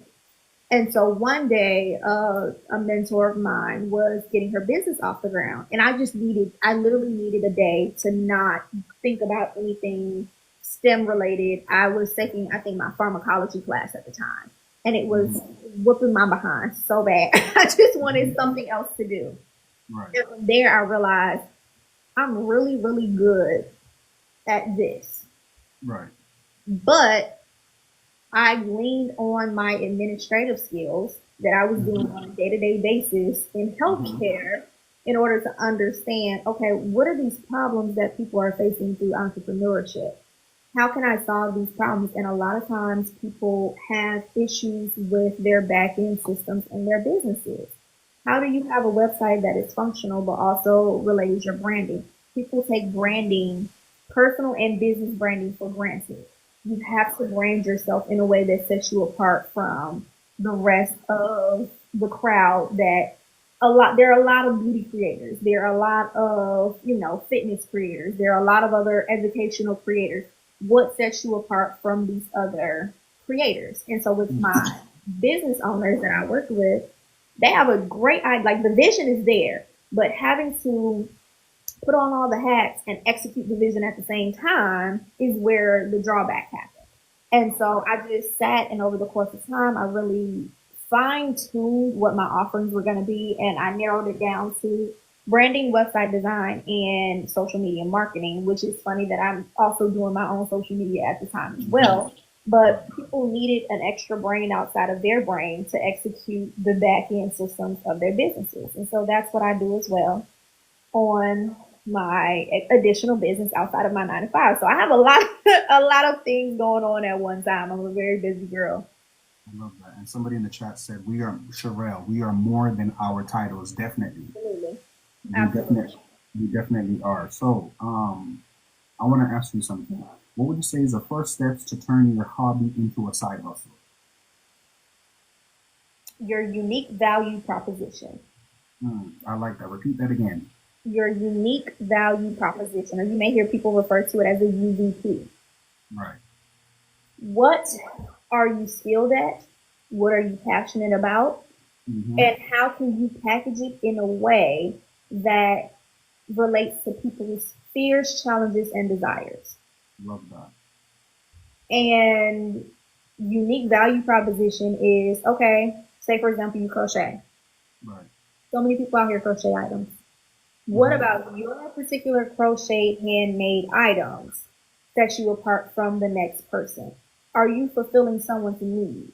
Are you tapping into a desire that they have where you're relating to them on you're pulling them in on an emotional level? Are Right. you solving a challenge that they're having? If you can tap into two or all three of those subsections of other people and what Mm-hmm. they go through on a day to day basis, you have a side hustle. Now, you have to be able to offer someone something. It cannot be Yes. a selfless hobby. It has to be selfless, not selfish. Right. Mm-hmm. Right. I Yep. love that. So that's where I would Thank you. start. Thank you so much for sharing that. As we are wrapping things up, two more things I want to ask you. What is Operation It Girl? You know, I did my homework. That's What fun. is That's fun. what is So when what I is first started doing my content, I was like, Mhm. okay, I needed some way to get myself intrigued about my self care journey. Like, so I had to think about this as, and I'm a very big movie person. So I was like, Okay. okay, like, how can I get myself out there Mm-hmm. with content? And I was like, Mm-hmm. Operation It Girl. I was like, people are like, what is Operation It Girl? What is that?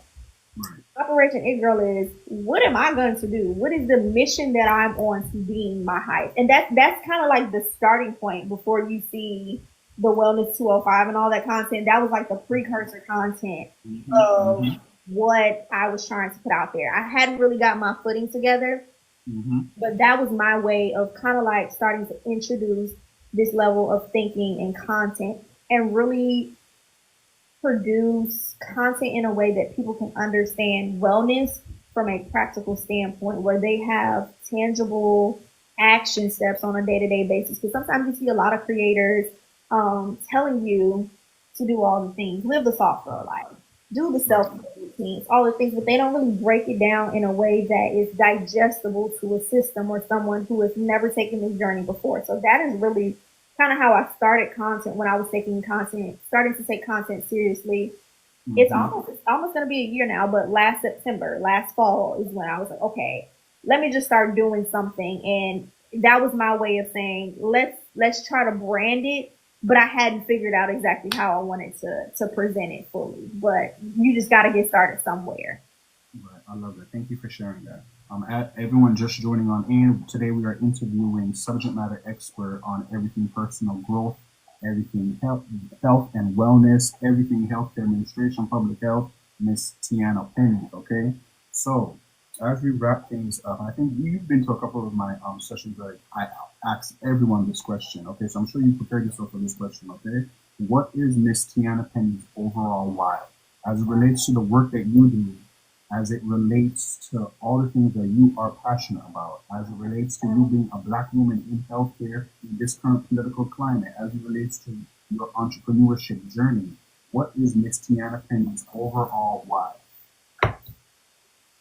My overall why is that on every level, I've always seen Mhm. myself being a healer.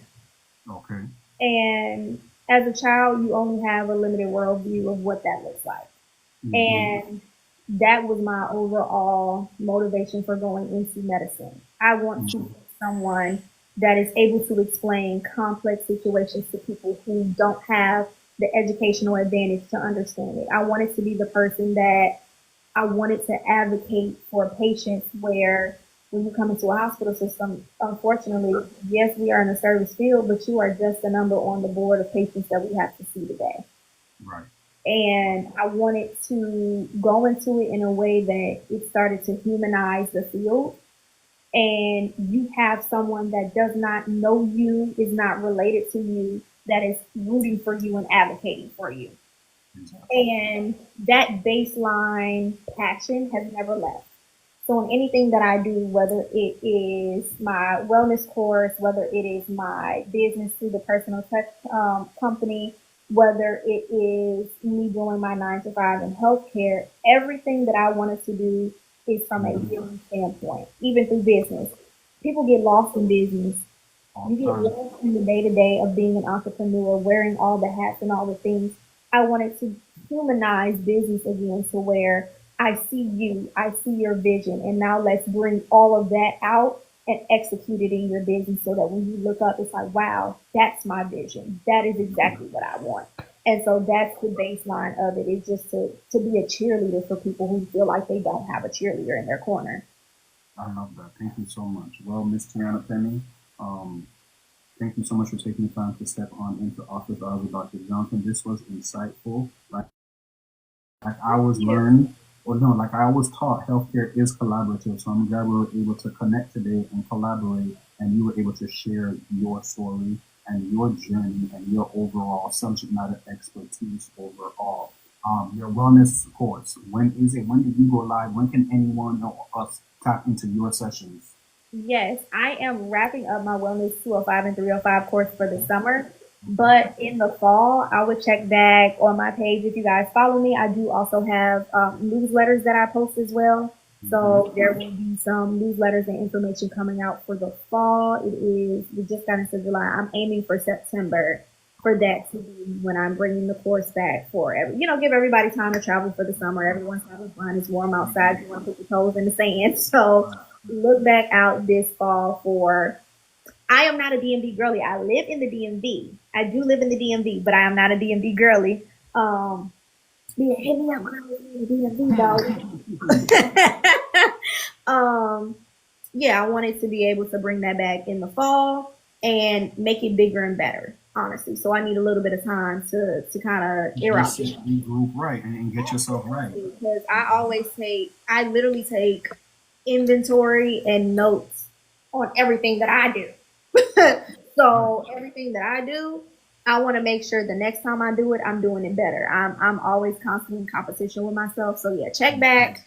Sign up for the email list. I think the old syllabus is still in the link in my bio. So even if you sign up for that, I'll still have your email and I'll be sending out emails and stuff. But you can always check back on my page. I'm typically going to try to go live at least once a week, especially over the summertime. Yeah, perfect. Thank you so much for taking the time to step into office hours once again and drop these gems. Let me drop you off so you can keep your points, okay? Thank you. Before you drop me off, thank you so much for being a great interviewer and two, having these conversations because I think it is so important that we have these collaborative and insightful conversations, especially in our field. I feel like it just humanizes it and makes it more tangible for people who don't really have an understanding of what we do. Exactly. Thank you so much for saying that, and that's exactly why I do what I do. Thank you so much. Okay, and I'm sure we're gonna collaborate again soon. And everyone, once she drops her schedule for the fall, you know I'm gonna be reposting it, so to stick out. If you're not following her, please follow her. But I will make sure you guys are always in tune with everything Miss Tiana Penni. Okay. Yes, thank you guys for having me. And if there's anything else I can do to support you, just let me know. Thank you so much. Okay. Have a great night. Okay. You too. Okay. All of you guys who have sticked around, thank you so much for sticking around. That was a great interview. Miss Keena, I don't know if you're still here. If you are still here, Miss Keena, do you have, I was in one of your lives the other day and you had mentioned something and I wanted to support you. Miss Keena, do you have a P.O. box or something? If you do, send me a message after this live. Send me a message. I wanted to support you. I don't want to put your business out there like that, but I was in one of your lives and you was talking about something and I wanted to support you on it. So if you have a P.O. box, send me a message, please, Miss Keena, if you're still here. I don't know if she's still here, Miss Keena. So that was segment 2. We're going to transition over to Jackwell. Thank you so much. Is Miss Keena still here? I'll message you. Okay, perfect. After this live, we're going to finish. We're going to do what we do.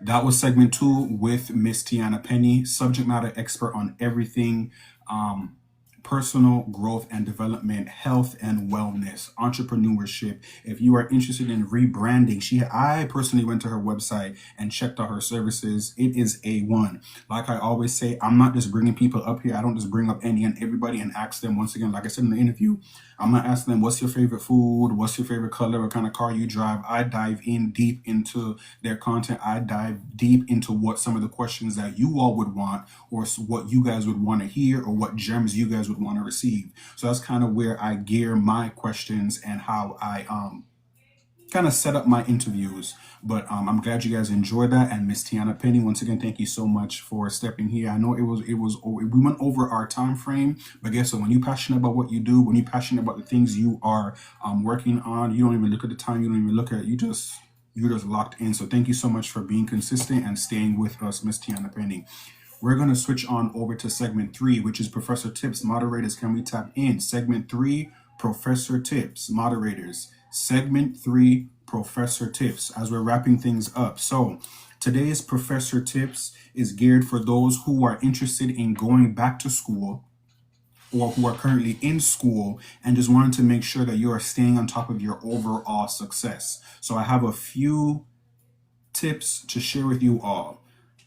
It may sound cliche, hey, but guess what? When you hear something from somebody else who's outside of your circle, it may click to you. Okay, so it may be cliche, but when you hear something from somebody outside of your normal circle, it would possibly click better for you. Okay, so that's why I want to make sure I'm sharing these specific tips for my current college students or for anyone who is interested in going back to school and unsure how they're going to navigate their overall schedule or just being a student and working.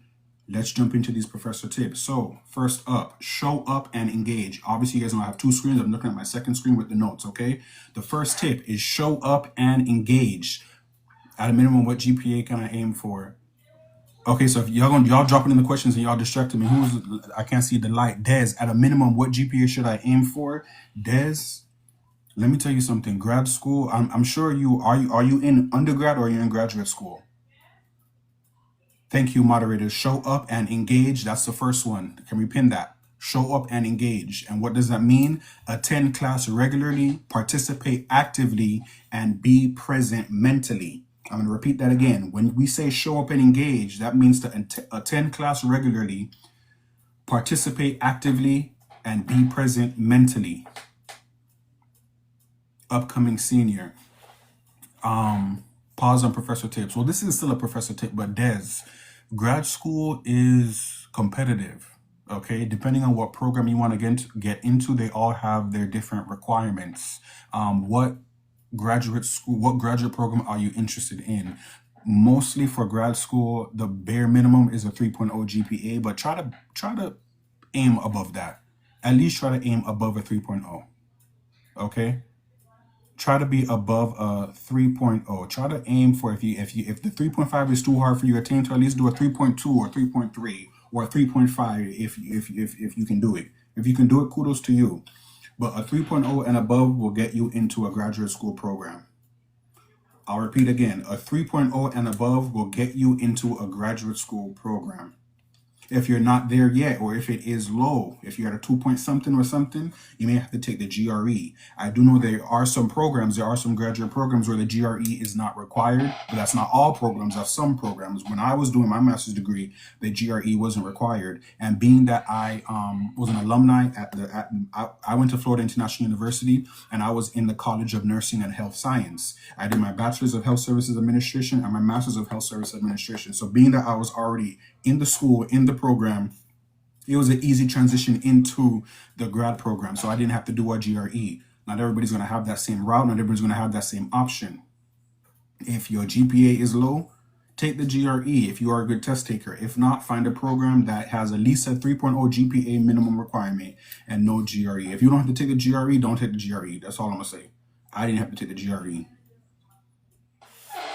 Got it. Okay, 3.0 will get you into a graduate program. Yes, it will. Perfect. Thank you, Mandy. The next tip, seek help and support. I'm always stressing that to you guys. As a student, you guys are paying for these resources on campus. So, moderators, can we pin this? Seek help and support. What does that look like? Don't be afraid to ask for help. Thank you, moderator. Don't be afraid to ask for help. Okay, your professors are there to support the student learning, and reaching out during office hours or via email is encouraged. Okay, for those of you who don't know, office hours is a real thing in real life. I do this in real life with my real students at the college I teach at. I brought it over here over to TikTok. Second thing, utilize your resources. Take advantage of tutoring services, writing centers, and other academic support available on campus, and even the accommodations center, and also the Center for Student Health and Well-Being, where there's a therapist, et cetera, et cetera. You guys know where I'm getting at, okay? So that is seek help and support. Next, manage your time and resources. We're going to be juggling a lot. If you're in school, if you have a full-time job, if you got a family, if you got kids, if you got hobbies, manage your time wisely. Moderator, the third thing is manage time and resources. Royalty, welcome on in. We were just wrapping up this office hours. We're in segment 3, which is professor tips, and I'm just sharing some professor tips for those who are in school or thinking about going back to school. Thank you, moderator. This tip is manage time and resources. What does that look like? Develop effective time management skills. When I was in school, I was a full-time student and a full-time employee. I managed my time wisely. I had to do it. I had a goal. I managed my time wisely. Next thing is understand the syllabus. Understand the syllabus. No problem, Royalty. I know you was on vacation. Are you still out of the country, Royalty? Next tip is understand the syllabus. And the third one is be aware of deadlines. You know how many times students tell me, oh, Dr. Johnson, I got my dates mixed up. I got my dates mixed up. I got my dates mixed up. Then I look at their schedule and they're taking 4 classes. No wonder you got your dates mixed up. So that's why it's important to what? Manage time and resources. Roti said, I'm back. I will be here next week. Perfect. No problem, Roti. Thank you for joining on in. And I hope you are feeling better. I know you shared something with us the last time you were here. So I hope you are feeling better and doing well, Roti. The next tip is communicate effectively. Moderator, can we drop that in the chat? Communicate effectively. And what does communicating effectively look like? Practice professional communication. The way you speak to your friends and your cousin and your sister and your auntie is not the way you speak to your professor. I'll repeat, the way you speak to your friends, your homeboy, your homegirl, your sister, your cousin, your auntie, that's not how you speak to your professor. But I'm sure we all know that. Think of it same way. How would you speak like that to your supervisor at work? No, you would not. So practice professional communication. I like that. For Royalty said, draw that boundary line. You definitely have to. The second one, under communicating effectively, is be respectful. Address professors by their preferred title and be mindful of their time. Okay? Do you know how many times I've had to address students? They just wanted to jump in and call me Anthony Johnson. And on papers and research projects, and yes, I am young. Some of them, I'm half their age. Some of my students, I'm gonna be honest with you guys, I'm half their age. And some of them, I'm the same age as them. When my department chair, when I brought it to their attention, they were telling me to you to start docking points so they could understand why the importance of making sure they put doctor in front of your name. At first, when I first went into teaching, I was like, okay, I'll let it slide. But my department chair was like, no, you cannot do that because they're never going to get it. They are never going to get it. So that doctor in front of my name was important. If not, it was always 5 points deducted from assignments, projects, etc., etc. Just wanted to provide you guys with an example. The next tip under communicating effectively is ask clear and concise questions. There's no right or wrong answer. Respect is required. Thank you so much, Kina. Yes, it definitely is. Respect is required. And guess what? I was kind of feeling some type of way about that specific because I never wanted to come across as me being cocky or me being like, yeah, I got that title. Yeah, what's up? I never wanted to, that's not me. So I never wanted to come across as such. But when I brought it to my supervisor, she told me, hey, you got to address it from the beginning because you're going to be with these students for the next 2 years. They're going to continue calling you Mr. Anthony or Mr. Johnson. They're never going to call you Dr. Johnson, you know? So, yeah, thank you, Kina. I definitely did earn it. But I just wanted to make sure that I was communicating it effectively to my students that, hey, professionally, you guys have to put doctor in front of my name, especially when you guys are submitting large assignments, projects, capstone projects, large papers for the course. You can't just put my name and your name. So if your name is Bill John, and then under that you put the professor in the course of the name Anthony Johnson, you're not putting no title in front of it, any reader would not know who is a student versus who is a professor. That was another reason too. They was just not putting the DR in front of my name. Who's a professor? Who's a student? When you are writing a college paper and anybody should be able to pick it up and say, okay, such and such is a student and Dr. such and such is the professor. They weren't doing that. Respect is required. Thank you, Ms. Kina. The next topic is cultivate a professional mindset. This is the last topic. Moderators, can we tap in? The last topic is cultivate a professional mindset. Cultivate a professional mindset. What does that look like? See a college as a professional endeavor. I always say it's your educational journey. Look at college as your professional endeavor. Approach your studies with the same seriousness and dedication as you would your job. Why? Because that school, once you graduate, is going to get you an even better job. So look at it as a job, as a professional endeavor. Okay, thank you, moderator. Next, be punctual and prepared. Arrive for time on class, ready to participate and ready to learn. Okay?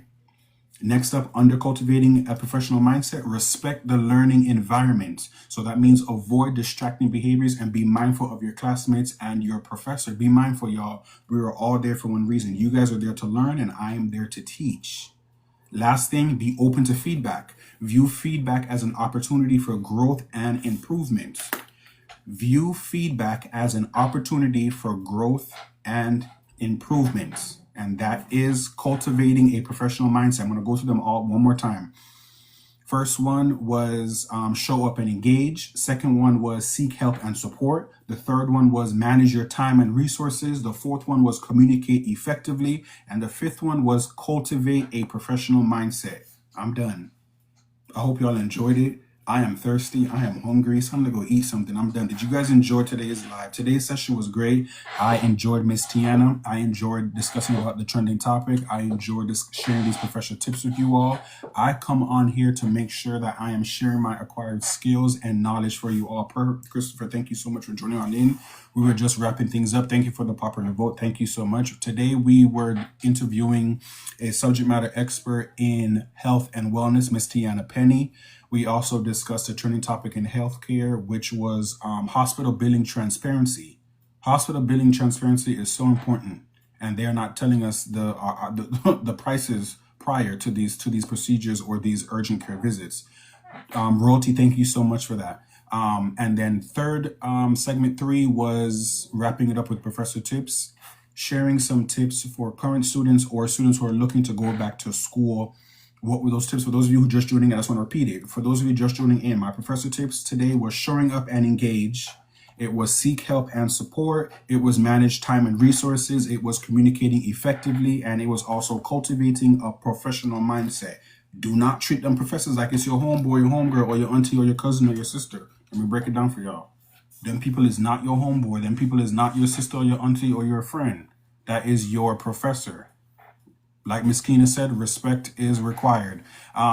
Before I let you guys go, how did you guys enjoy Miss Tiana's interview? Did you guys enjoy the gems that she was dropping? She dropped a lot of gems. Did you guys enjoy the topic for today? Royalty said, please nourish and hydrate. Thank you so much, Royalty. Aaron said he loved today's session. Thank you so much, Aaron, for sticking on by. Des, thank you so much. Des, you obviously you do know if you need any more questions or support, you can reach out to me. I do respond back in my DMs. Royalty says she loves my lives. Thank you so much. Be open to feedback. You always have to be open to feedback, definitely. Respect the education environment on all accounts. You definitely have to. You definitely do. It was so insightful. Perfect. Thank you so much, Mandy. That is why I am coming on here to continue to drop gems and continue sharing information that, like I said, you guys may hear it in your circle, but when you hear information outside of your circle, someone like me, it always clicks. If someone in your circle is telling you something every day, you got to do this, or you should do this, or I recommend this, it's going to be like a broken record. But when you hear somebody like me who's outside of your circle, who's just on here on TikTok, it may click for you. You know how many people I don't want to say persuaded. Do you know how many people I have motivated to go back to school or help them update their resume to get a new job, or it's time to pivot? Who knows how many times they were having those conversations with their inner circle, but they came on TikTok, found my page. Okay, and Mandy, thank you for your transparency, Mandy. Mandy said she's one. I spoke with Mandy. I had an office hour session with Mandy. Mandy wasn't in college for years. She had one conversation with me and she re-enrolled back into school, and Mandy is currently working on her bachelor's degree in social work. So can we give a round of applause in the chat for Mandy?